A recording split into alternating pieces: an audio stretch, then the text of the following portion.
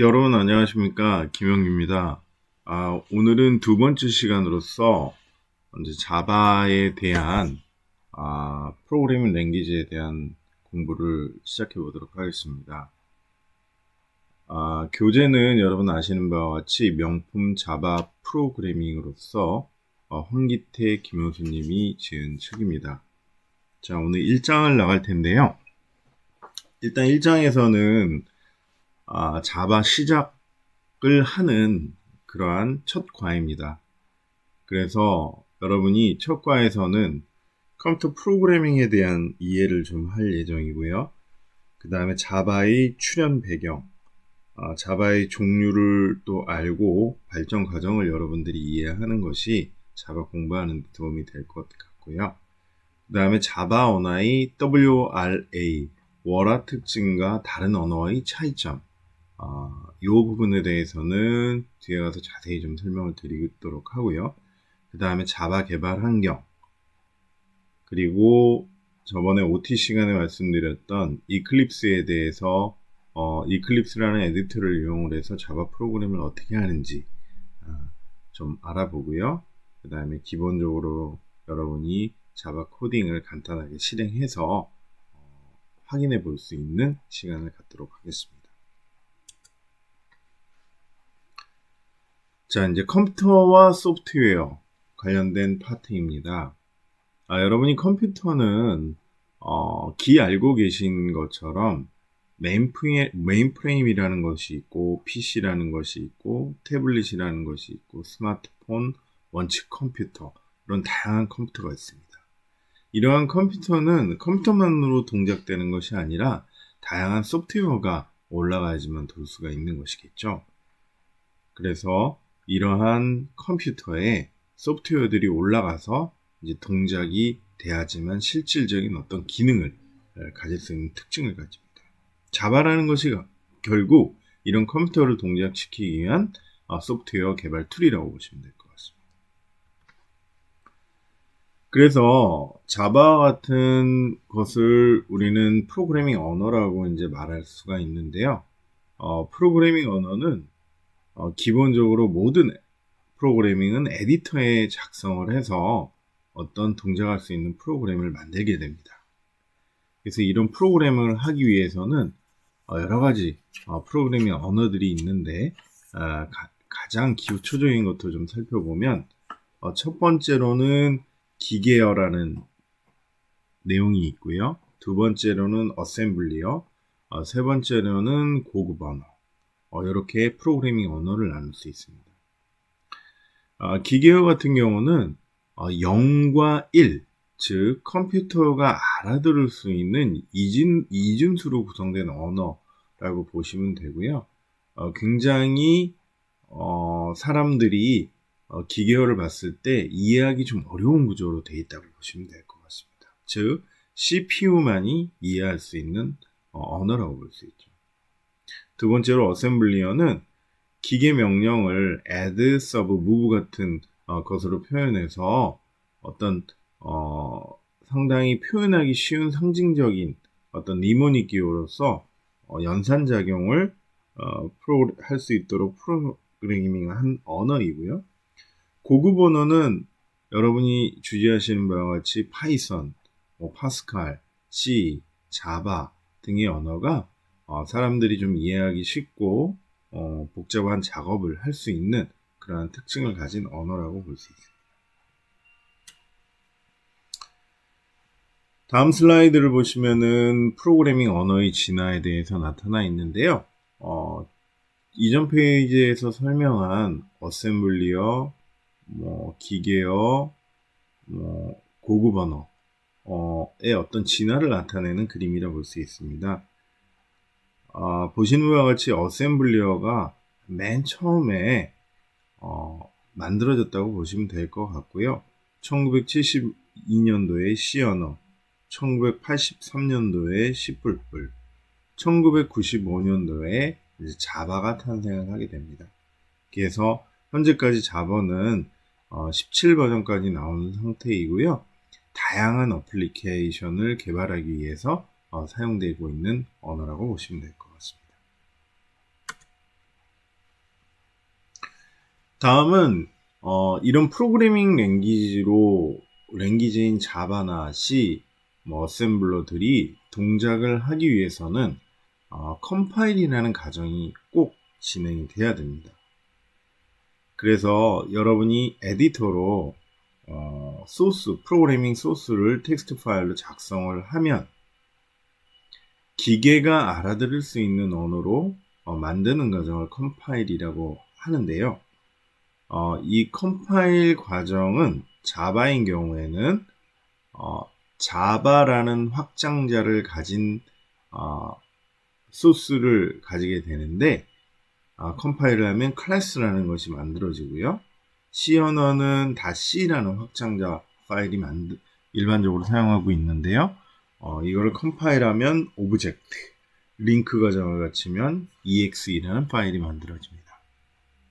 C++은 마찬가지로 확장자가 C 플러스 pp라는 확장자를 가지고 있고 컴파일을 하면 오브젝트, 링크를 하면 exe 파일이 만들어집니다. 그래서 여러분 대부분이 제가 알고 있기로는 파이썬을 공부를 했기 때문에 여러 가지 에디터로서 소스 프로그램을 개발하고 편집을 하면 왼쪽에 있는 그림과 같이 if문, 조건문의 어떤 소스 프로그램이 컴파일이 되면 링크를 해서 어떤 기계어가 만들어지고 이 기계어가 컴퓨터에 전달이 돼서 컴퓨터가 실질적으로 프로그램을 실행하는 그러한 흐름을 보셨을 거라고 생각이 됩니다. 자, 그러면 우리는 이제 자바라는 것을 배워야 되는데요. 이러한 컴퓨터의 기본 환경, 하드웨어, 그 다음에 하드웨어 위에 프로그램이 올라가는데 프로그램을 에디터에서 소스 코딩을 한 다음에 컴파일 과정을 거쳐서 컴퓨터가 동작을 하는 그런 구조까지 여러분이 배워봤습니다. 그럼 자바라는 것이 어떻게 나왔는지 좀 살펴보면 1991년 그린 프로젝트라고 해서 선 마이크로 시스템즈라는 회사의 제임스 고슬링에 의해서 이런 프로젝트가 이제 시작이 됐습니다. 그래서 그 목적은 뭐였냐면 가전제품에 들어갈 소프트웨어를 한번 개발을 해보자 라는 것이 주 목적으로 만들어진 것이죠. 그래서 이러한 4년 동안의 연구를 한 후에 1995년에 이제 자바가 발표가 됐습니다. 그래서 이 자바가 발표될 당시 굉장히 획기적인 특징을 가지고 있었는데요. 그러한 특징은 플랫폼 호환성 문제를 해결했고 플랫폼 독립적인 언어로 개발할 수 있고 메모리 사용량이 적고 다양한 플랫폼에 가지는 가전제품에 적용될 수 있는 특징을 가지게 됐습니다. 자, 그럼 플랫폼 호환성 문제의 해결이라는 것이 뭐냐면 여러분이 봤듯이 C, C++, 다양한 언어들이 있지 않았습니까? 이런 언어들은 플랫폼과 하드웨어 플랫폼에 호환성이 없었습니다. 즉, PC, 어떤 유닉스 OS 환경, 그다음 메인프레임 같은 컴퓨터에서 똑같은 실행 파일이 동작될 수 없는 특징을 가졌다는 것이죠. 그렇기 때문에 그 환경에 맞춰서 개발이 되고 그 환경에 맞춰서 컴파일이 돼야지만 동작이 되는 특징을 가지고 있었습니다. 그렇지만 이게 이제 없어진 거죠. 자바는 아무 데서나 똑같이 컴파일된 파일이면 동작될 수 있는 그런 굉장히 획기적인 어떠한 동작을 할 수 있는 그런 특징을 가진 것이죠. 그리고 플랫폼 독립적인 언어 개발이다. 즉 어떠한 플랫폼이시든 호환성을 갖고 똑같이 동작할 수 있기 때문에 개발 관점에 있어서 리소스의 투입이 굉장히 적게 들어가는 특징을 가지고 있는 것이죠. 그리고 네트워크나 웹에 최적화된 프로그래밍 언어로서 대두되기 시작을 했습니다. 또한 자바라는 것이 결국은 가전제품에 들어갈 소프트웨어를 개발하기 위한 것이라고 말했듯이 작은 양의 메모리를 가지는 제어 장치를 동작할 수 있는 특징을 가지게 됐고요. 그리고 인베디드 시스템에서 동작하는 데 있어서 강력한 동작을 할 수 있는 플랫폼이 된 것입니다. 그래서 이런 자바는 초기에는 오크라는 이름으로 발전이 됐는데 1991년, 95년 그때 인터넷 붐이 확 확산될 때인데요. 그때 인터넷과 함께 엄청난 발전을 하게 됐고 그때 당시 유명한 브라우저로서 넷스케이프라는 프로그램이 있었는데요. 넷스케이프 프로그램 상에서 실행될 수 있는 그런 특징을 가지고 있었기 때문에 아주 확장성이 굉장히 빨랐습니다. 그러던 와중에 2009년에 선 마이크로 시스템즈를 오라클이라는 데이터베이스 회사에서 인수를 하게 됩니다. 그래서 좀 더 상업적으로 이제 발전을 하게 된 계기를 또 마련하게 됩니다. 다음은 자바를 WORA, 오라라고 이제 얘기를 하는데요. Write once, run on anywhere. 즉, 한 번 쓰면은 어느 곳이서든지 동작할 수 있다. 즉, 이전 슬라이드에서 설명했듯이 자바라는 것이 굉장히 독립적이고 호환성이 좋다라는 얘기를 했는데요. 결국 한 번 작성된 코드는 어떠한 플랫폼이서든 동작할 수 있기 때문에 이러한 말을 할 수가 있는 것입니다. C++로 여러분이 개발을 하셨다면은 PC, 리눅스, 메인프레임에서 똑같이 실행된 파일이 동작을 안 하기 때문에 각각 그 플랫폼마다 호환성을 맞춰줘야 되고 또 컴파일을 해야 되는 특징이 있기 때문에 불편함이 굉장히 있었죠. 그렇지만 자바는 전혀 이런 불편함이 필요 없이 한 군데에서만 컴파일하면 다 동작할 수 있는 특징을 가지고 있다는 것입니다. 그래서 OS와 하드웨어에 상관없이 자바 프로그램이 동일하게 실행될 수 있는 특징을 가지고 있죠. 그리고 또 네트워크 관련된 API들이 워낙 잘 돼 있어서 웹브라우저나 분산 환경에서도 굉장히 효율적인 개발을 진행을 할 수 있는 특징을 가지고 있습니다. 자, 그러면 자바의 이런 강점은 어떻게 해서 가능한 것이냐, 요거에 대해서 좀 살펴보도록 하겠습니다.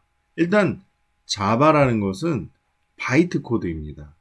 자바 소스를 컴파일한 목적 코드가 결국 바이트 코드라는 거고요. CPU에 종속적이지 않고 중립적인 코드를 가지고 있고 가장 중요한 핵심 요소인 JVM에 의해서 해석되고 실행된다는 특징을 가지고 있습니다. 여러분이 요거에 대해서는 상당히 기억을 잘 하시고 있어야 되는데요. JVM은 자바 버추얼 머신입니다. 즉, 자바 바이트 코드를 실행하는 자바 가상기기인데요. 자, 생각을 해보십시오, 여러분. 각각의 자바 코드들이 한 군데에서 이제 실행이 되면 다른 플랫폼에서도 다 동작이 될 수 있다고 했죠. 자, 그러면 어떻게 자바 코드가 다른 플랫폼에서 동작이 가능할까요? 그것은 바로 요 JVM 때문입니다. 결국은 구조적으로 플랫폼이 다르다 하더라도요, 여러분, 플랫폼 PLA라고 쓰겠습니다. JVM이라는 어떤 자바의 가상 머신만 들어가게 되면은 자바로 컴파일된 바이트 코드는 다 돌게 돼 있다는 거죠.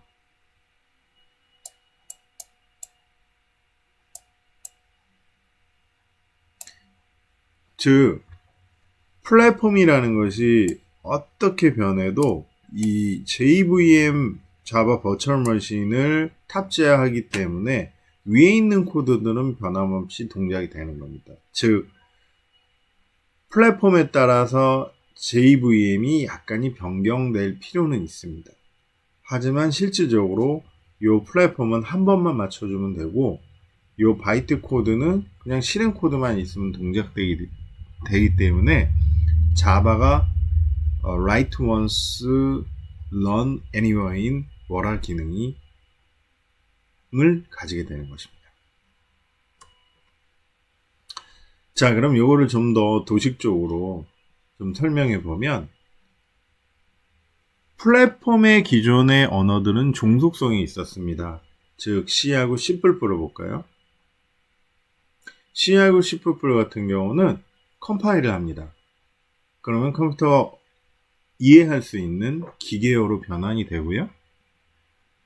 자, 그러면 예를 들어서 PC에서 우리가 실행할 수 있는 파일을 컴파일했다고 칩시다. 리눅스, 특히 OS가 리눅스일 경우에, 그래서 CPU, 인텔 CPU와 리눅스로 된 PC에서 실행이 잘 됐어요. C하고 C++는. 그렇지만 여러분이 PC를 맥킨토시 아니면은 윈도우 다른 인베디드 컴퓨터 시스템으로 변경을 했다고 칩시다. 이 C하고 C++로 구성된 기계어를 리눅스 베이스로 동작되는 거를 다른 플랫폼에 옮겨서 실행을 하면 동작이 안 됩니다. 즉, 이것은 플랫폼 종속성이 있기 때문이죠. 왜 그러면 호환이 안 될까요? CPU마다 기계어가 다르고 운영체제마다 API가 다릅니다. 그리고 운영체제마다 실행 파일 형식이 다르기 때문에 동작을 안 하는 것입니다. 자, 그러면 자바로 했을 경우는 어떻게 될까요? 자바로 했을 경우에는 바이트 코드를 만들어내고요. 여러 가지 플랫폼이 다른 기계, 즉 리눅스 기반, 맥킨토시 기반, 윈도우 기반, 인베디드 기반의 어떤 컴퓨터에서 바이트 코드만 다운로드하면 모두 동작이 될 수 있다라는 것이죠. 즉, 요게 동작되는 가장 기준이 되는 이유는 뭐라고 아까 말씀드렸냐면, JVM이라는 것이 자바 버추얼 머신이 플랫폼에 맞춰져서 이미 깔려져 있기 때문에 그 위에 올라가는 실행하는 바이트 코드는 아무런 무리 없이 동작할 수 있다는 얘기죠. 그래서 자바 플랫폼은 독립성을 가지고 있다라고 이야기할 수 있는 것입니다.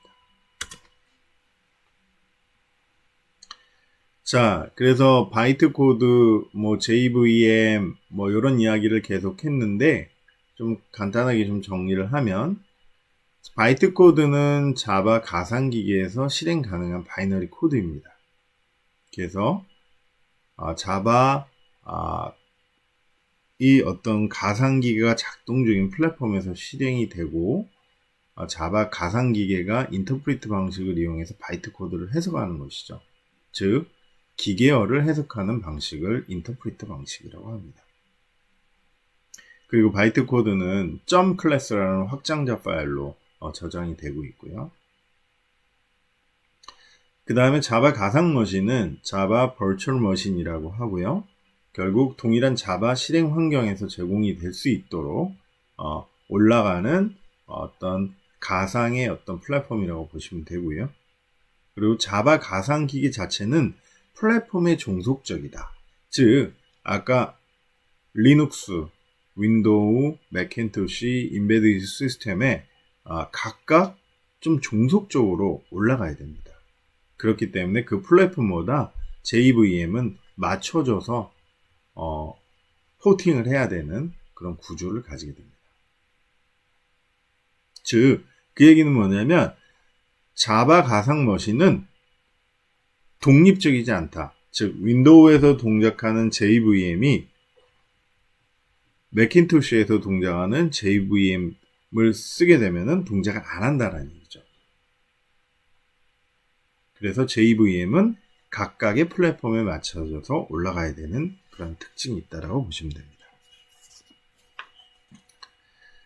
그래서 결국은 자바의 응용 프로그램 실행은 자바의 가상 머신이 올라가서 그 위에 클래스 파일이 올라가서 동작이 되는 그러한 특징을 가지고 있다라고 보실 수 있습니다. 그러면 여러분이 바이트 코드와 자바 버추얼 머신에 대해서 이해를 했고요.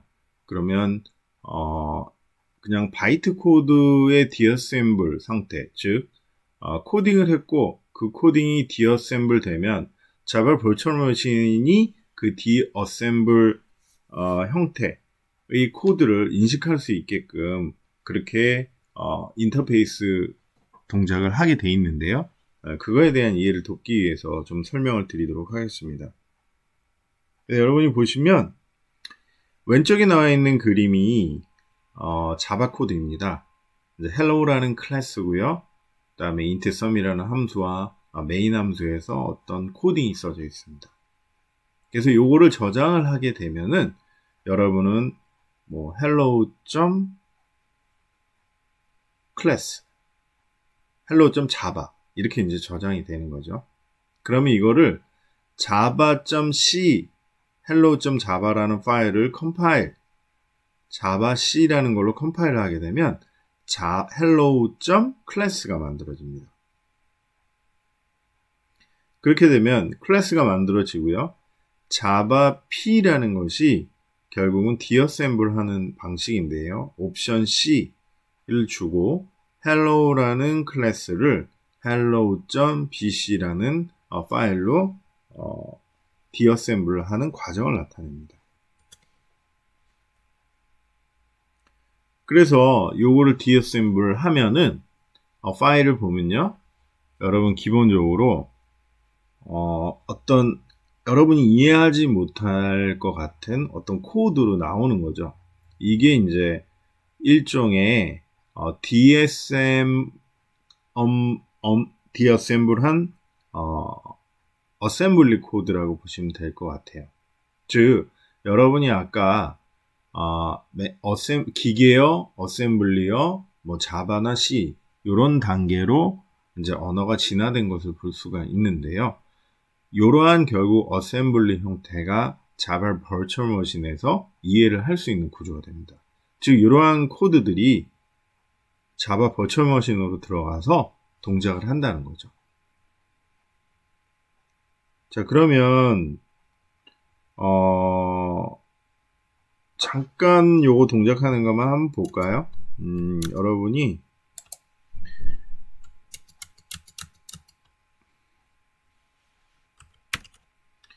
제가 일단 자바는 미리 깔아놓은 상태입니다. 그래서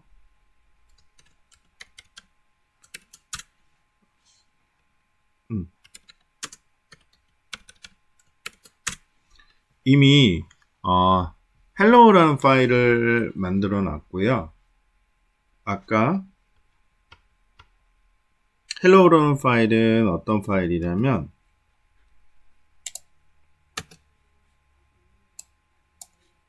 볼게요.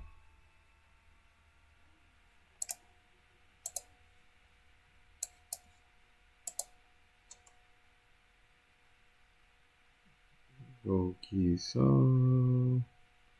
보조 프로그램에서 에디터로 가겠습니다. 메모장을 열어보고요. hello. 파일을 이렇게 제가 코딩을 했습니다. 책에 있는 거랑 같죠? 자, 그런 다음에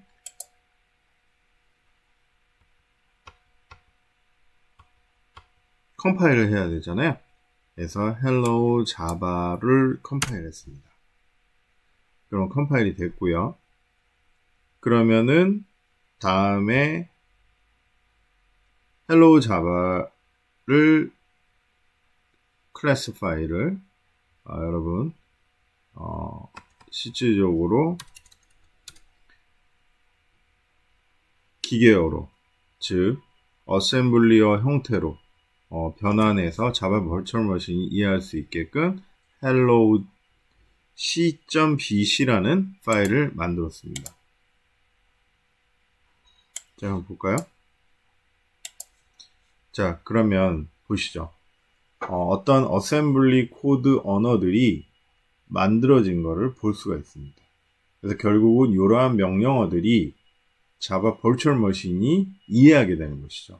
즉, 여러분이 코딩은 어떤 고급 언어 형태의 텍스트 언어로 짰지만 그게 클래스 파일로 전환이 될 때는 자바 버추얼 머신이 이해하기 위한 어떠한 바이트 코드 형태로 변환되고 그것이 자바 버추얼 머신이 이해할 수 있는 이러한 어셈블리 코드 형태로 전달이 된다라고 이해를 하시면 될 것 같습니다.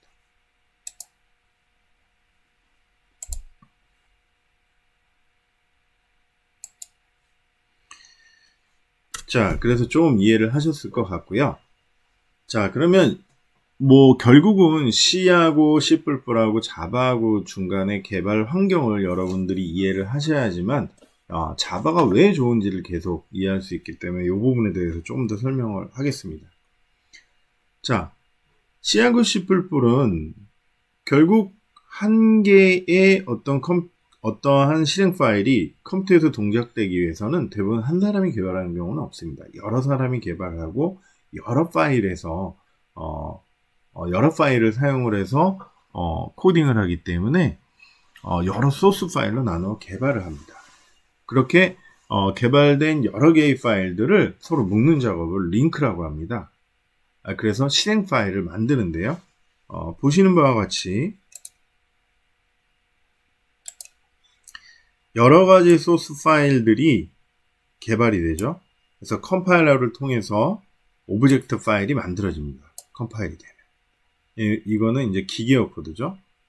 그 다음에 이러한 오브젝트 파일에서 라이브러리라는 것을 참조해서 기존에 만들어진 라이브러리를 참조해서 개발을 하기도 하고 이런 각각의 파일에서 서로 함수를 만들어 공유하기도 합니다.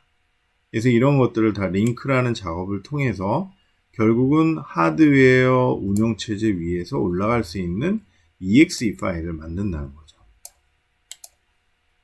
자, 이게 전통적인 방식의 어떠한 프로그래밍 방법이죠. 자, 그럼 자바는 어떨까요?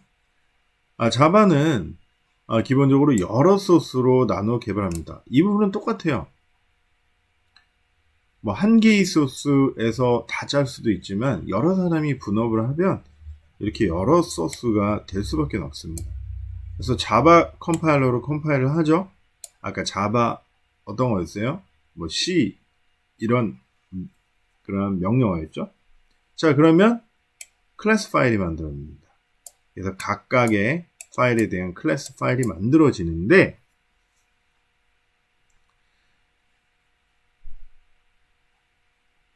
그 이후에는 기존의 C나 C++처럼 어떤 exe 파일이 만들어지지 않는다라는 거죠.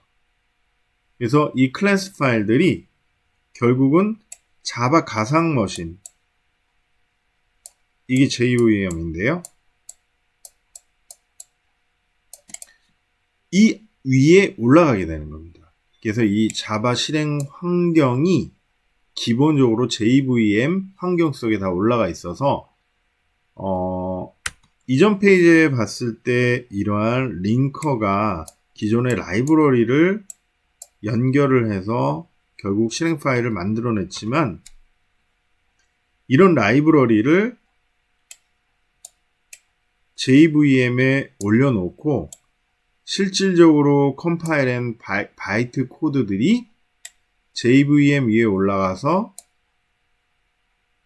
이런 라이브러리를 필요할 때 불러다 쓰게 되는 거죠. 그렇다 보니 링크 작업이 필요 없고 플랫폼 독립적으로 동작될 수 있는 특징을 가지게 되는 것입니다. 그래서 결국은 이러한 자바 코드, 이러한 C++ 코드가 각각 컴파일 링크를 통해서 이렇게 기계어로 변경이 되고요.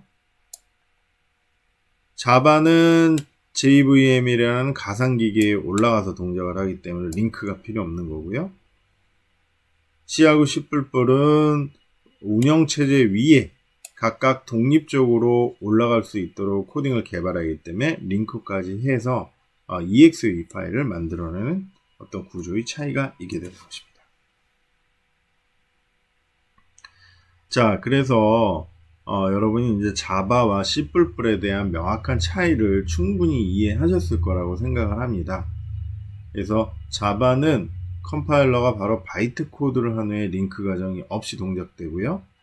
바이트 코드는 자바 버천 머신 위에 올라가서 라이브러리를 그대로, 즉 자바에서는 클래스죠. 클래스를 로딩하면서 동작되는 특성이 있기 때문에 플랫폼 독립적으로 동작할 수 있는 특징을 가지고 있다라고 이야기를 할 수가 있고요. C++이나 C는 컴파일은 C하고 C++ 컴파일하면 오브젝트 파일이 만들어지고요.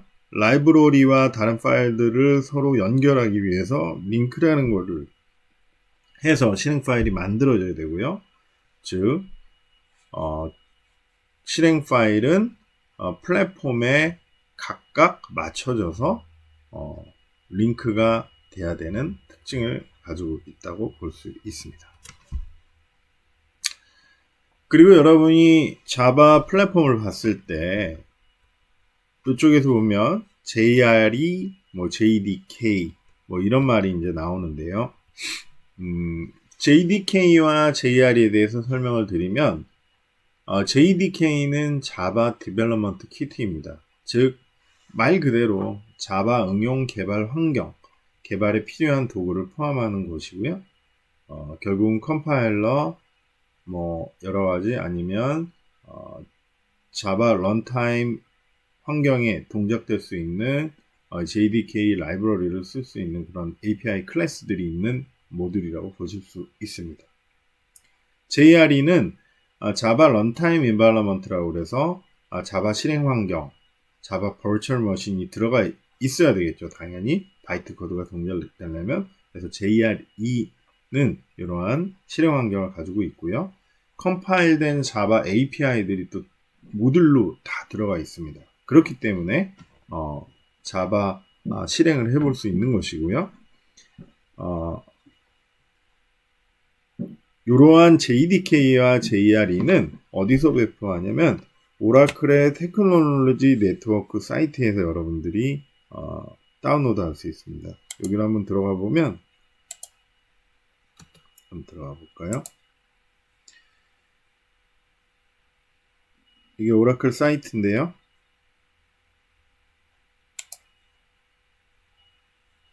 여기 보시면 바로 테크니컬 디테일에서 최근 자바를 다운로드 할 수 있죠. SE가 스탠다드 에디션입니다. 그래서 요거를 다운로드 받으면 여러분이 기본적으로 자바 컴파일러들을 다운로드 받을 수 있다는 거죠. 그래서 요거는 각각 받으셔서 한번 실행을 해보시면 될 것 같습니다. 자, 그래서 이거를 다운로드 시키면은 여러분이 JDK의 빈 디렉터리를 볼 수 있을 거예요. 아까 제가 여기 보시면 자바를 다운로드 했고 빈 디렉터리 안에 들어갔었죠.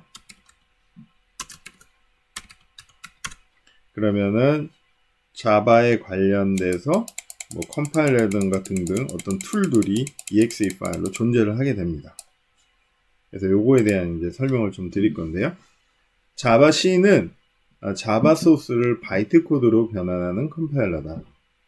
그리고 자바라고 되어 있는 거는 자바 응용 프로그램 실행기, 자바 가상기기를 동작시켜 자바 프로그램을 실행하는 그러한 파일이고요.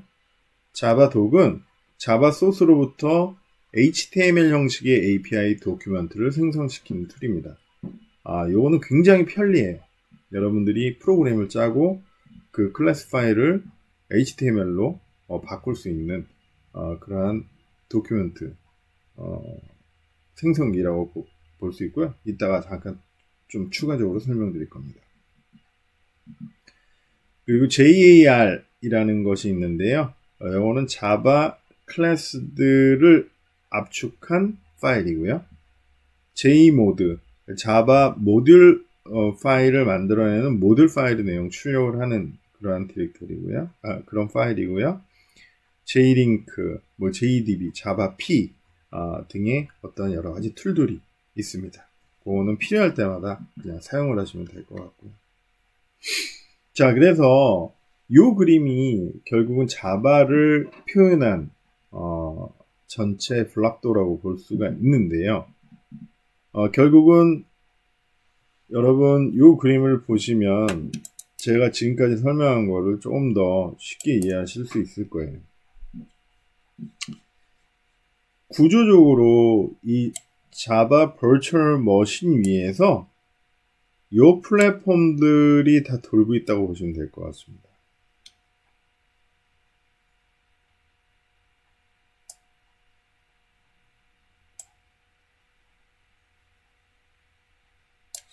즉 자바 버추얼 머신 위에 여러 가지 뭐 수학 연산을 할 수 있는 거 아니면은 계측을 할 수 있는 어떤 툴 이런 부분들이 기본적으로 깔려 있고요.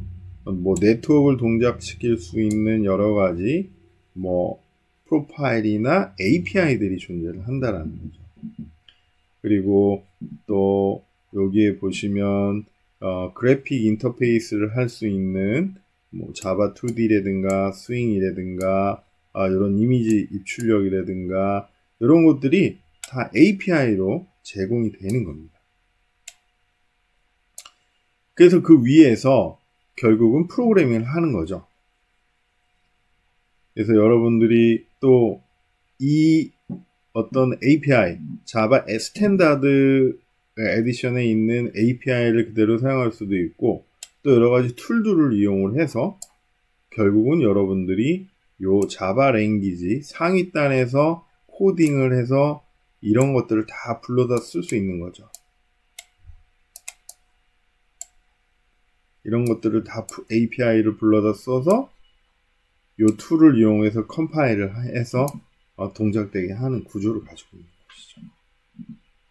그래서 결국은 요 자바의 어떤 블럭이 자바가 전체적으로 여러분들이 랭귀지 프로그램을 짜기만 하면 쉽게 사용할 수 있는 어떤 특징을 나타내고 있다라고 보시면 될 것 같습니다. 여러분이 JDK를 설치를 하면 오라클 사이트에서 다운로드 받아서 설치를 하시면요 다음과 같은 디렉토리들을 볼 수가 있습니다. 자바 안에 뭐 자바 버전이 있고요. 그 빈, 뭐 컴프, 인크루드, 제이모드, 리걸, 라이브러리 이렇게 이제 있을 수가 있는데요. 빈은 아까 설명드렸듯이 여러 가지 자바를 개발할 때 필요한 컴파일 도구나 여러 가지 툴들이 있었죠. 그 컴프는 여러 종류의 배치 파일들이 존재합니다. 요거는 나중에 좀 진보된 부분이라 나중에 좀 설명을 드리면 될 것 같고요. 인크루드는 여러분이 뭐 C코딩을 해봤으면 필요한 뭐 헤더 파일을 참조를 해서 뭐 코딩을 할 수 있는 환경을 만들어 줄 때 C 언어 헤더 파일이 존재하고요. 그 다음에 J모드라는 게 자바 버전 9 버전부터 이제 모듈이라는 개념이 좀 들어갔는데요.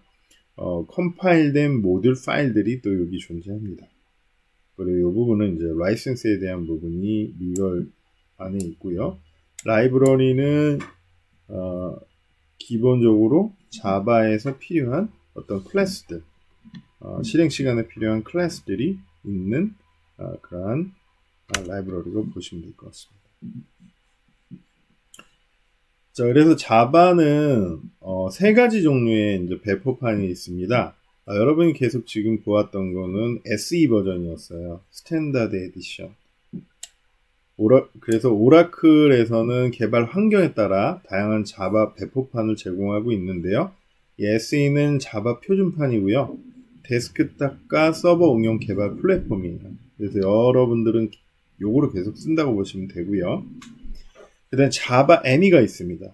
자바 ME는 말 그대로 마이크로 에디션이에요. 그러니까 스탠다드보다는 좀 작은 개념이죠. 즉 휴대전화나 PDA, 셋톱박스 등 좀 리소스를 굉장히 조금 써야 되고, 즉 그 램이 작은 어떤 기기에서 사용할 수 있는 그러한 특징을 가진 그 자바 플랫폼이라고 보시면 돼요. 지금은 이 자바 ME를 휴대폰에서 이제 안드로이드로 대체했기 때문에 요거를 잘 안 쓰는데요. 옛날에는 자바를 이용한 어플리케이션들이 굉장히 많았었습니다. 여러분이 경험을 해보지는 못했을 것 같은데요. 안드로이드 폰이 나오기 전에 이 자바를 이용해서 굉장히 많은 것을 핸드폰에서 했다라고 이해를 하시면 될 것 같고요. 그 다음에 이제 자바 2는 엔터프라이즈 버전입니다. 그래서 자바를 이용한 다중사용자, 기업용 응용 개발을 위한 플랫폼입니다. 그래서 이 자바 2는 자바 SE에다 추가적으로 어떠한 인터넷을 활용할 수 있는 기능이 많은 서버 사이드 컴퓨터에 관련된 API가 추가되어 있습니다. 그래서 자바는 크게 이 세 가지 버전으로 사용되고 있다고 보시면 될 것 같고요. 자, 다음은 이분이 자바를 창시한 고슬링 씨입니다. 이분이 자바라고 만든 이유는 하루에 자바 커피를 커피를 9잔 이상 먹었다고 합니다. 그래서 자바가 인도네시아에 있는 커피 생산이 유명한 섬인데요. 그래서 요거를 자바라고 지었다고 하는 그러한 이야기가 있습니다. 그래서 자바 API에 대해서 좀 설명을 드리도록 하겠습니다. 자바 API. 여러분이 프로그래밍을 할 때 API라는 얘기를 굉장히 많이 들어봤는데요. 그 API라는 것은 여러분이 쉽게 그냥 불러다 쓸 수 있는 그러한 함수라고 보시면 될 것 같아요. 그래서 자바 API는 JDK 자체에 이미 포함되어 있는 건데요. 그래서 주로 주요한 기능을 미리 구현한 클래스 라이브러리라고 보시면 될 것 같고요. 그리고 이러한 기개발된 그런 API들이 있으면 여러분이 그냥 갖다가 쓰면 되기 때문에 그 클래스를 쓰면 되기 때문에 굉장히 편리하게 빠르게 개발을 할 수가 있습니다. 그리고 패키지라는 개념이 있는데요. 패키지라는 개념은 자바에서 서로 관련된 클래스들을 분류하여 묶어 놓은 것입니다. 즉 연관이 있는 이제 클래스라는 개념도 여러분들이 배울 건데요. 이제 코딩을 아까도 보시면은 이제 클래스라는 개념이 나오게 됩니다. 그래서 자바 파일들을 여러분 어떻게 했어요? 자바라는 확장자를 붙이지만 컴파일하면은 클래스로 바뀌잖아요. 그러한 클래스 파일들을 분류에 묶어 놓은 것을 그냥 패키지라 한다. 이렇게 이해하시면 될 것 같습니다. 그리고 자바 패키지는 계층 구조로 되어 있어서 클래스의 이름 안에는 꼭 패키지 이름이 포함이 돼야 됩니다. 그렇지만 다른 패키지 안에 동일한 이름의 클래스는 존재가 일단 가능한 상황이라고 보시면 될 것 같고요. 자바 API는 JDK로 제공되고 또 우리가 새로운 패키지를 계속 만들어서 다른 사람이 또 쉽게 쓸 수 있게 또 할 수도 있어요. 그래서 자바 패키지와 자바 API의 어떤 특징을 좀 알아봤고요. 아까 여러분이 빈 디렉토리, 자바를 깔고 디렉토리를 볼 때 모듈이라는 그런 파일, J모듈이라는 그런 디렉토리도 있었죠. 이 자바라는 것이 자바 9부터 이제 모듈 프로그래밍이라는 것이 이제 시작이 됐습니다. 그래서 새로 정의된 기능인데 모듈이라 하면 자바 패키지들과 이미지, XML 파일 등의 자원들을 묶은 거를 모듈이라고 얘기하고요. 모듈 프로그래밍은 자바 응용 프로그램들을 서로 연결한다 라는 의미로 이해하시면 될 것 같습니다. 여러분 모듈이라는 게 결국 뭐죠? 각각 좀 세분화되어 작게 나눠 놓는다라는 개념이잖아요. 그래서 이러한 여러 가지 것들을 합쳐서 동작할 수 있는 특징을 가지고 있다라는 거고요. 그리고 자바 플랫폼의 모듈화가 있는데 이러한 모듈화는 다 비슷한 말이에요. 즉 자바 API의 모든 클래스들을 모듈로 이렇게 분할을 해서 사용을 할 수 있다라는 거죠.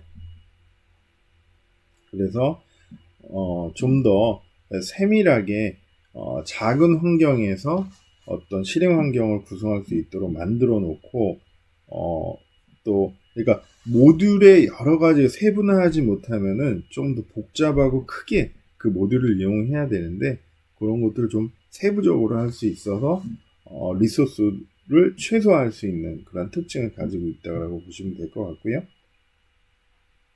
뭐 프로그래밍은 뭐 꼭 모듈 방식으로 할 필요는 없고 기존의 자바 방식으로 그냥 코딩을 해도 여러분이 큰 문제는 없습니다.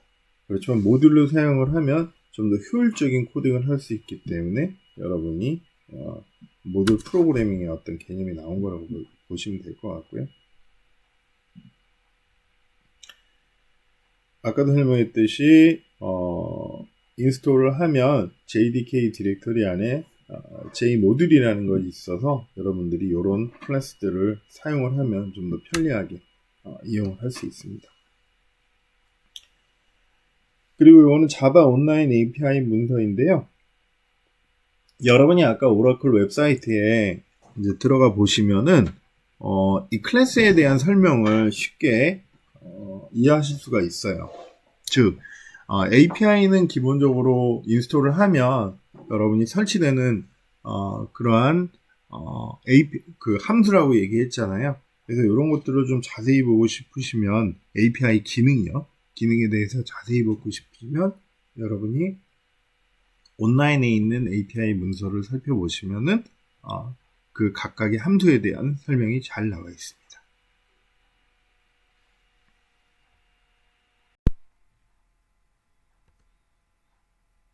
자, 다음은 이제 자바 통합 개발 환경에 대해서 좀 설명드리려고 합니다. 이 부분은 제가 지난주 첫 시간에도 설명을 드렸었는데 이클립스를 여러분이 좀 설치를 해보시면 좋겠다라고 이야기를 하고 왔습니다. 이클립스는 에디터입니다. 쉽게 말해서 여러분이 뭐 파이썬을 공부하셨을 때 뭐 비주얼 스튜디오를 이용하셨을 수도 있고 뭐 이클립스를 이용하셨을 수도 있고 뭐 여러 가지 그 툴은 여러분이 원하는 대로 사용하는 거기 때문에 마음대로 선택을 하셔도 되는데요. 그래도 이 이클립스가 편리하기 때문에 요거를 이제 좀 말씀드리는 사항이라고 보시면 될 것 같습니다. 그래서 이클립스 같은 에디터는 IDE라고 얘기를 합니다. Integrated Development Environment 이라고 해서 통합 개발 환경입니다. 편집도 할 수 있고 컴파일도 할 수 있고 디버깅을 한 번에 할 수 있는 그런 편리한 그런 환경을 가지고 있다는 거죠. 그래서 자바 응용 프로그램 개발을 위한 통합 개발 환경이 이클립스이고요. IBM에 의해서 이제 개발된 오픈소스 프로젝트입니다. 그래서 여러분이 이 사이트로 링크를 해보면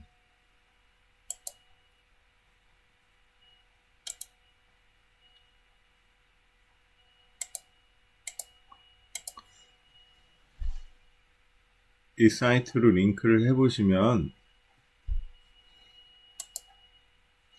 이클립스 ID 툴이라고 되어 있죠. 이걸 받으시면 됩니다. OS에 맞게 여러분이 받으셔서 설치를 하시면 되고요.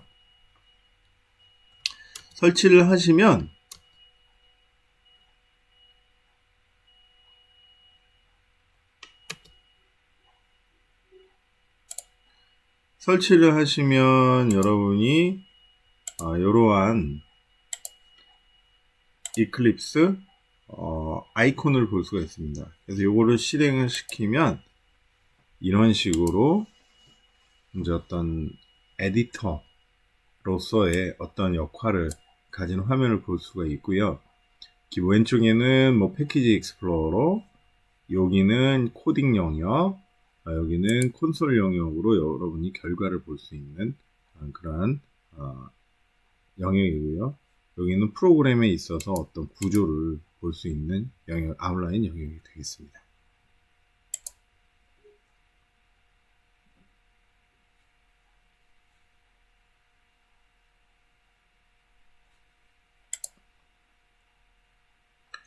자, 그래서 여러분이 이거를 인스톨을 하시면은 인스톨을 하시고요.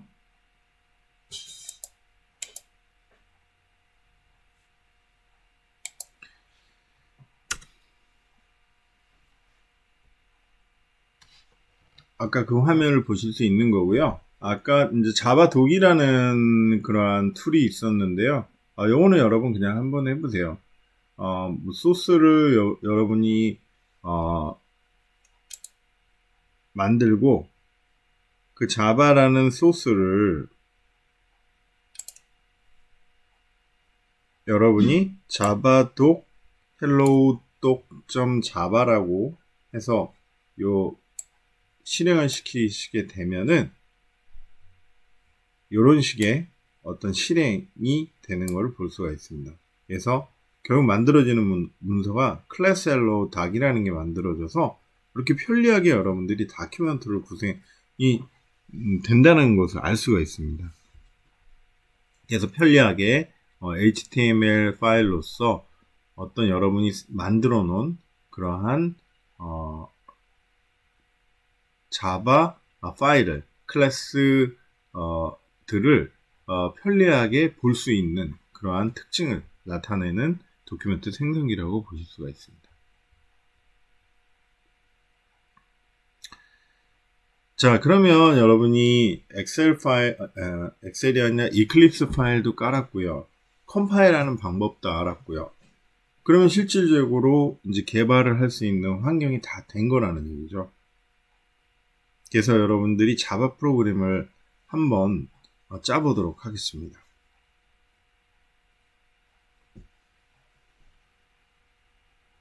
자, 그러면 자바 프로그램을 여러분이 한번 해보는데요. 모든 프로그램은 여러분들이 아시겠지만 헬로 월드를 찍으면 결국 50%의 성공입니다.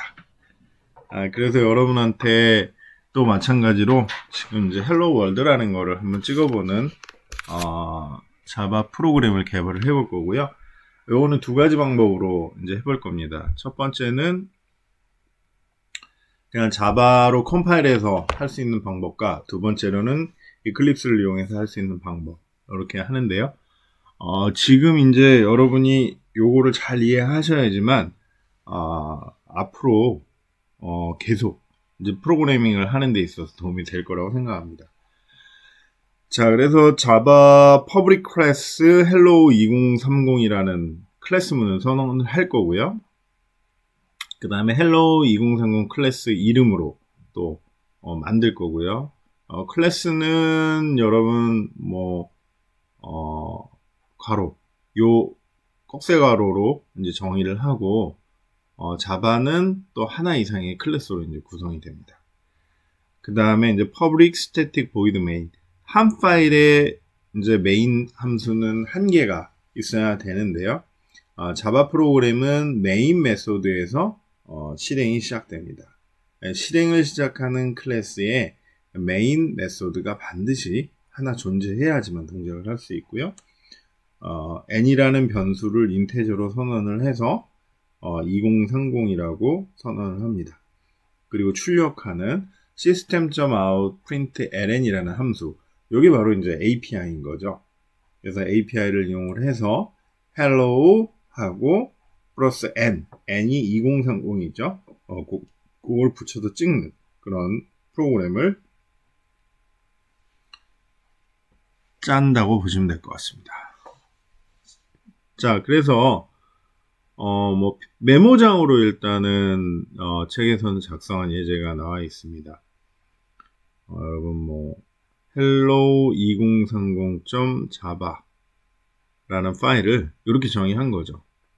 public class hello 2030이란 클래스를 정의를 했고요.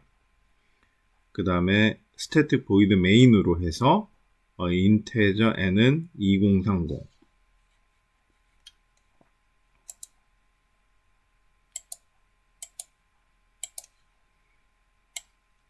system out print ln hello 플러스 n 이게 이제 2030이죠. 그래서 이거를 자바 파일로 이제 저장을 합니다.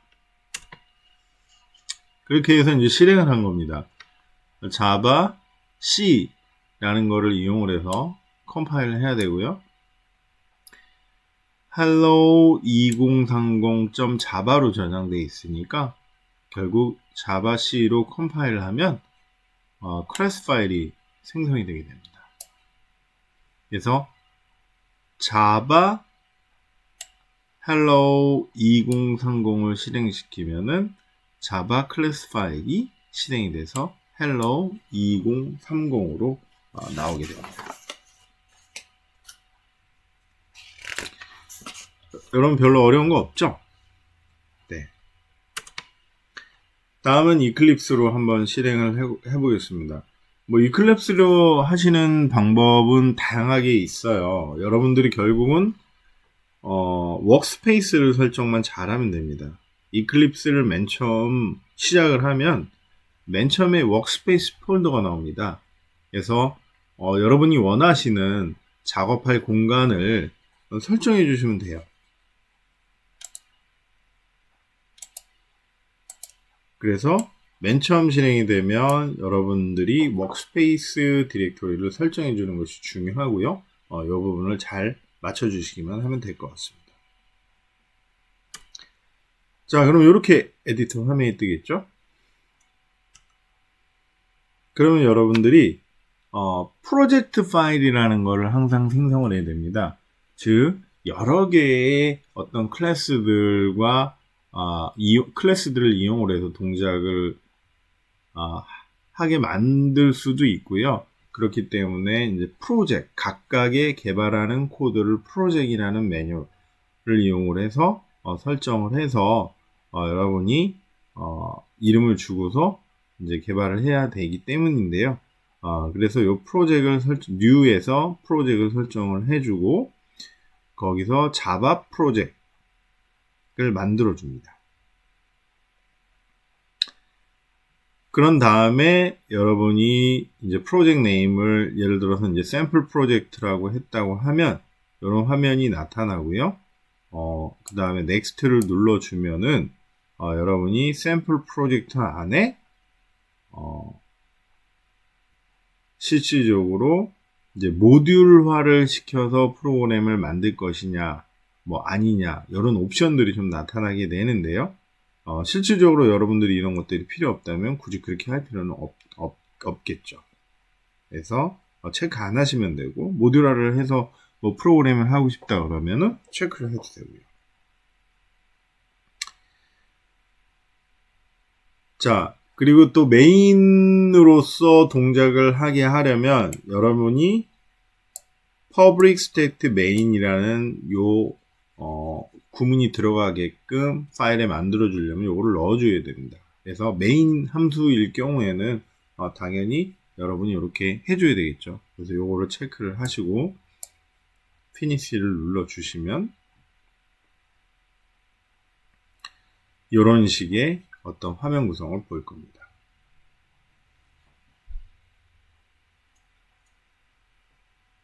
자, 그러면 여러분 직접 이클립스 에디터에서 한번 여기까지 만드는 과정을 한번 보도록 하겠습니다.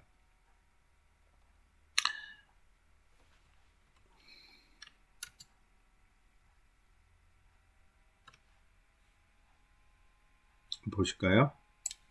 자,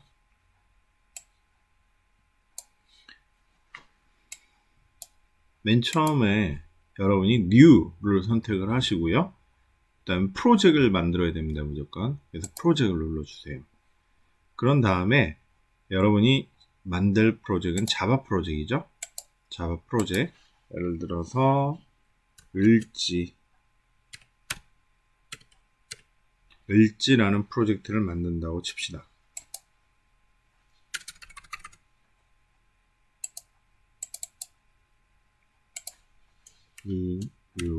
EULJI 했죠.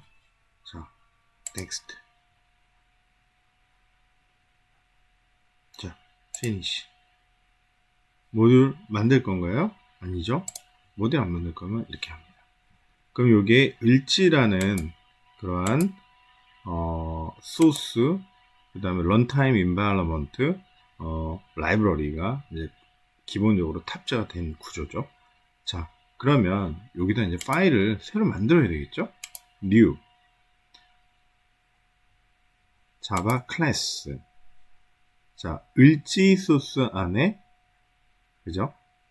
뭐 패키지는 지금 정의할 필요는 없다고 생각하고요. 이름을 일단 만들어 볼까요? 뭐 hello 을지 2030. 자, fabric으로 정의하고요. 그 다음에 메인이 있도록 그렇게 만들어줘야 되니까 fabric main 선택해 주고요.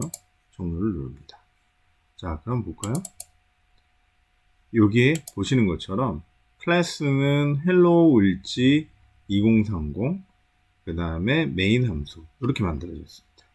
자, 그러면 여기다가 여러분 그 아까 프린트 할 수 있는 코딩을 한번 해보겠습니다.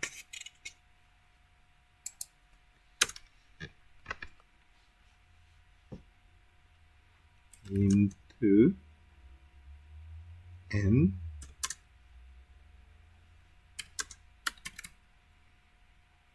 이렇게 정의를 하고요. 그 다음에 시스템 JR에 있는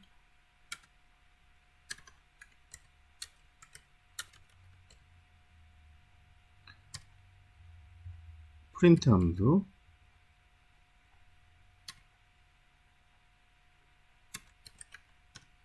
지금 여러분 보시면은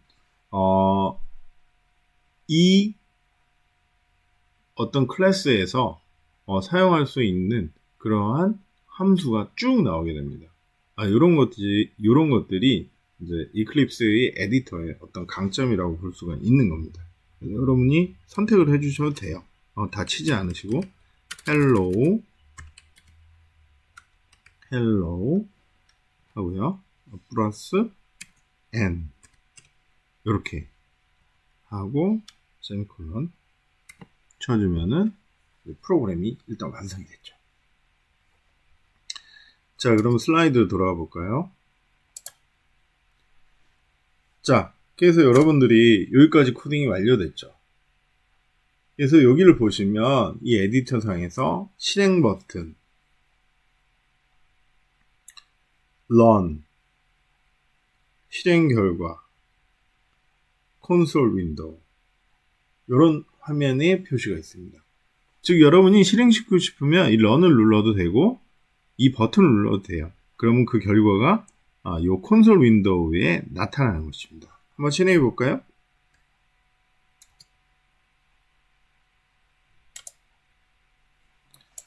자, 한번 보겠습니다.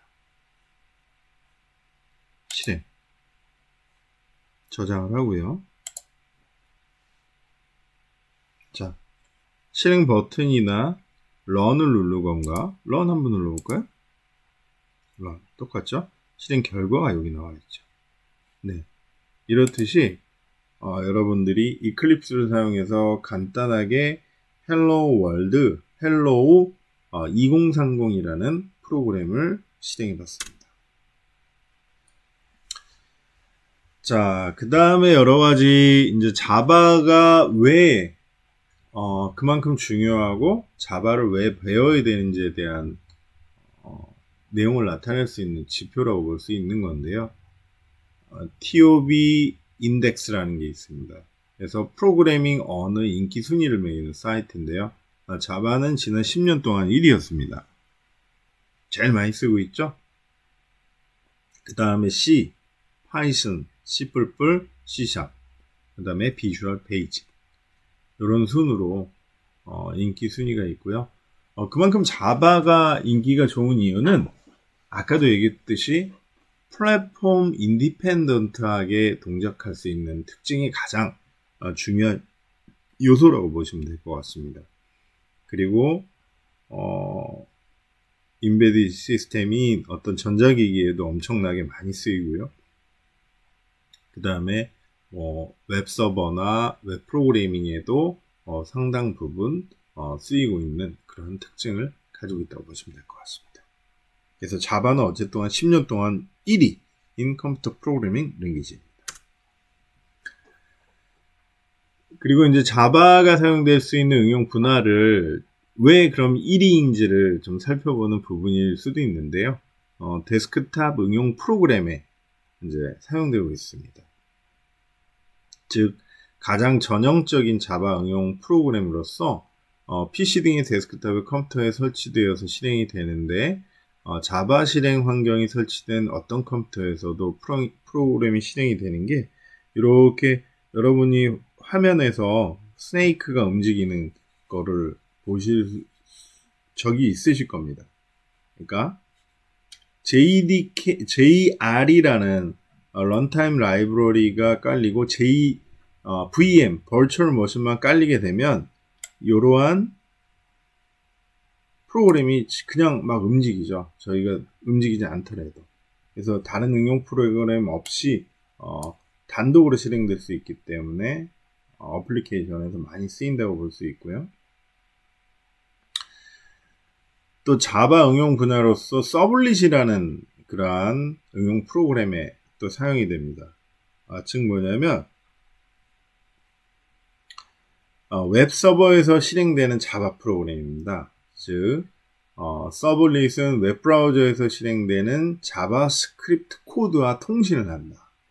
여러분 웹 서버에서 동작되는 랭귀지로 뭐 HTML 많이 들어보셨을 거예요. 그런 이제 랭귀지인데요. 요거와 뭐 자바스크립트가 같이 연계돼서 많이 동작을 하죠. 그래서 자바의 어떤 응용 프로그램은 이러한 서블릿을 가지고 웹 브라우저에서 실행되는 자바스크립트와 같이 인터페이스를 맞춰서 또 동작되는 그런 어플리케이션을 만들 수가 있다라는 겁니다. 그래서 이런 부분에 대해서 강력하게 어플리케이션을 만드는 그러한 용도로 쓰이고 있고요.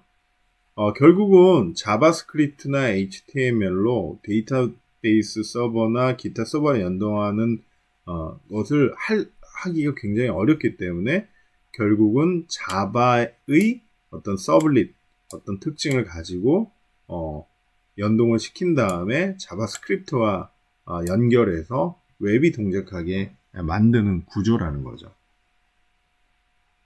그래서 이런 동작의 특징을 가진 서블렛을 쉽게 개발할 수 있는 그런 특징을 가지고 있다라고 보시면 될 것 같고요. 결국은 이 서블렛도 JVM 베이스에서 동작을 하는 겁니다. 그래서 다양한 서버와 DBY 인터페이스를 통해서 이런 브라우저에 표시를 해주는 역할을 할 수 있다는 거죠. 또 자바라는 것이 안드로이드 앱에서도 이제 쓰이는데요. 여러분 안드로이드는 JVM이 올라가는 구조는 아닙니다. 이제 달빅이라는 그러한 어떤 플랫폼이 올라가게 되는데요. 물론 변환 컴파일만 해주면은 실질적으로 달빅 환경에서 다 동작을 할 수가 있습니다. 물론 이럴 경우에 자바 베이스이지만 플랫폼이 달라도 동작할 수 있는 구조는 아니고 달빅형 어떤 JVM이 올라가서 안드로이드 폰은 달빅 베이스로 컴파일 해줘야 된다 라고 보시면 될 것 같고요. 결국은 안드로이드도 자바를 베이스로 해서 파생이 된 그런 코드이기 때문에 자바 프로그램을 하시면 안드로이드 프로그래밍도 잘 하실 수 있다고 보시면 될 것 같습니다. 그래서 핸드폰 앱을 개발하는 데 있어서 굉장히 많은 도움을 줄 수 있다고 보시면 될 것 같고요. 자, 그래서 이번 시간에 여러분이 배운 그 1장의 전체적인 내용을 좀 정리를 하면서 그 특징, 자바의 어떤 특징을 좀 볼 수 있는 장표라고 보시면 될 것 같습니다. 그래서 자바라는 것은 제가 누누이도 얘기했지만 플랫폼 독립성이다. 플랫폼 상관없이 어디서든 동작할 수 있는 특징이 있고요. 그 다음에 객체 지향 특성을 가지고 있다. 물론 여러분이 이 부분에 대해서는 제가 깊게 이야기하진 않았는데 수업을 해나가면서 배울 수 있는 특징이기 때문에 그렇습니다. 상속성, 다양성, 캡슐화 요 세 가지가 객체 지향 언어의 가장 큰 특징인데요. 이런 특징을 가지고 있다라고 일단 이해하시면 될 것 같고요. 클래스로 캡슐화를 할 수가 있다. 그래서 클래스 내에 있는 변수, 함수를 이제 구현을 하고 클래스 안에서 새로운 클래스를 또 만들 수 있는 특징이 있습니다. 그래서 캡슐화, 그 클래스 안에서만 쓸 수 있는 어떤 내용들을 만들 수 있다라는 내용을 언어라고 보시면 될 것 같고요. 그 다음에 하나의 소스 파일에 여러 클래스가 작성이 가능하다. 클래스 A, B, C, D가 한 파일에 있어도 문제없다. 이런 특징을 가지고 있고요. 그리고 컴파일된 클래스 파일에는 클래스는 하나만 존재해야 된다. 그러니까 다수의 클래스를 가진 자바를 컴파일하면 클래스마다 별도 클래스 파일을 생성해 줘야 된다. 라는 것이고요. 그래서 보시면 a.java라는 파일에 클래스 A, B, C, C 안에 D 이렇게 있다면 C 안에 클래스 D는 이제 상속이 되는 구조가 되는 거죠. 클래스 D는요. 그래서 이런 경우일 경우에 A 클래스, B 클래스, C 클래스, D 클래스 이렇게 4개의 클래스 파일이 따로따로 생성이 되는 특징을 가지고 있다라는 것이죠. 그러니까 상당히 자바 프로그래밍에 있어서 이런 클래스들을 자바 머신 위에서 자바 버추얼 머신 위에서 편리하게 쓸 수 있는 그런 특징을 가지고 있다는 거죠. 그 다음에 자바는 실행 코드, 패키지, 멀티스레드의 어떤 특징을 또 가지고 있는데요. 한 개의 클래스 파일 또는 다수의 클래스 파일로 구성이 가능하다. 그리고 여러 폴더에 걸쳐 다수의 클래스 파일로 구성된 경우도 있다. 그럴 수 있죠. 메인 메소드에서 무조건 시작을 한다. 그렇죠? 메인 안에서 실행을 했었잖아요. 그리고 하나의 클래스 파일에 메인 메소드, 메인 함수가 여러 개 있으면 안 된다. 네, 그렇죠. 패키지는 여러분들이 이 부분도 이제 나중에 따로 배울 건데요. 여러 개의 클래스를 이렇게 패키지화 시켜서 이렇게 관리를 할 수 있고 사용을 할 수 있는 그런 장점이 있습니다. 유사한 것끼리 이렇게 또 묶을 수 있겠죠. 그래서 그런 특징을 좀 가지고 있고요. 그리고 멀티스레드. 자바는 운영체제의 도움 없이 자체적으로 멀티스레드를 지원합니다. 보통 멀티스레드라는 게 여러분 한 개의 프로그램이 원래 한 개의 프로그램이 한 번에 돌 수 있는데 두 개의 프로그램이 동시에 도는 구조를 가지는 게 멀티스레드라고 그럽니다. 근데 일반적으로 컴퓨터로 동작을 시킬 때 자바가 아닌 언어들은 대부분 운영체제의 API를 이용을 해서, 그러니까 윈도우면 윈도우의 어떠한 멀티스레드 기능을 호출을 해서 동작을 해야 됐지만 자바 같은 경우는 자바 버추얼 머신이 있기 때문에 자바 버추얼 머신의 어떠한 JDK에 포함된 어플리케이션을 그냥 이용을 하면 쉽게 멀티스레드를 구현을 할 수가 있습니다. 그렇기 때문에 기존의 C나 C++ 운영체제 API를 호출하는 것보다는 좀 더 편리하게 이용할 수 있는 특징이 있다고 보시면 될 것 같습니다.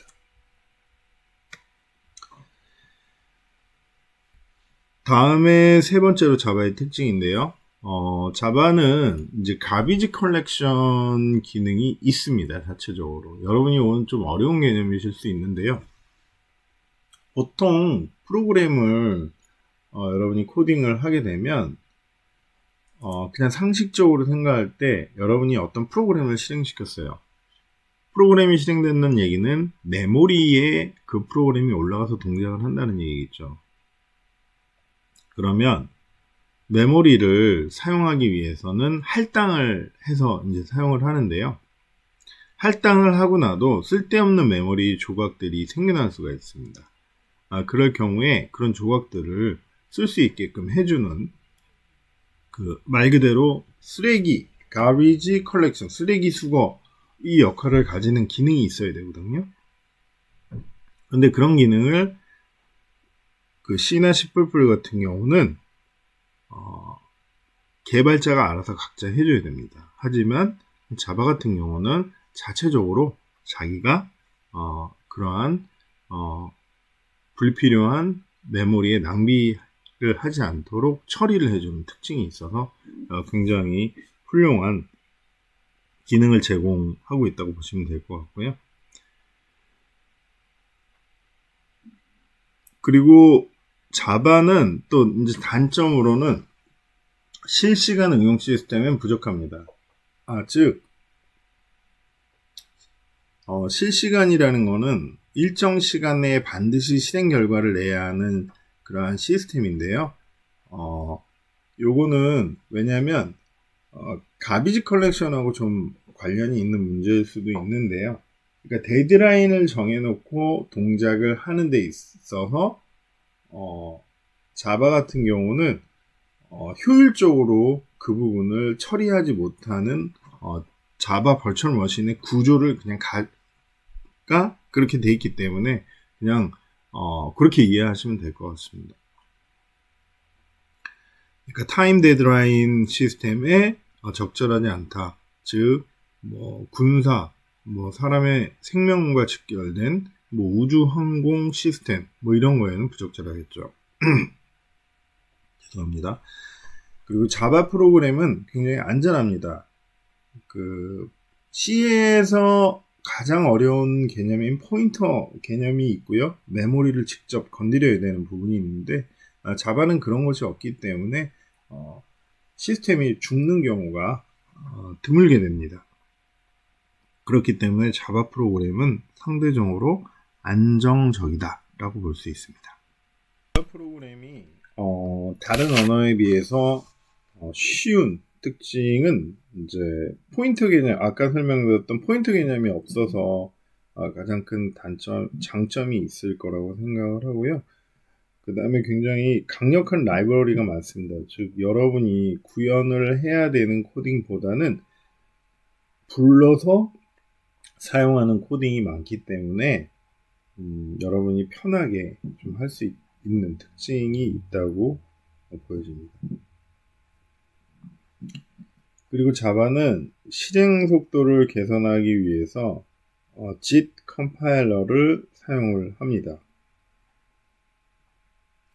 여러분이 기존에 좀 이해했던 바대로 자바는 인터프리터 방식으로 바이트 코드를 실행합니다. 즉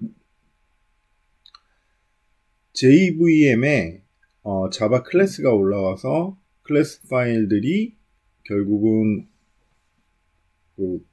자바라는 언어에 여러분이 텍스트 코딩을 하면 그걸 컴파일하면 클래스 파일이 만들어지고 그 클래스 파일들이 자바 버추얼 머신의 API를 부르고 그 환경 속에서 동작을 하는데 그런 방식을 인터프리터라고 얘기를 합니다. 근데 인터프리터 방식이 좀 느립니다.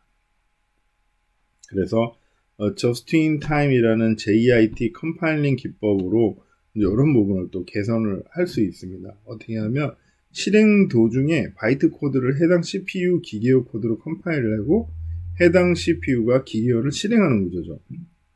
그래서 어떤 변환 과정을 한번 좀 줄여서 좀 빨리 동작하게 할 수 있는 특징을 가지는 JIT 컴파일러를 사용해서 실행 속도를 개선을 할 수가 있습니다.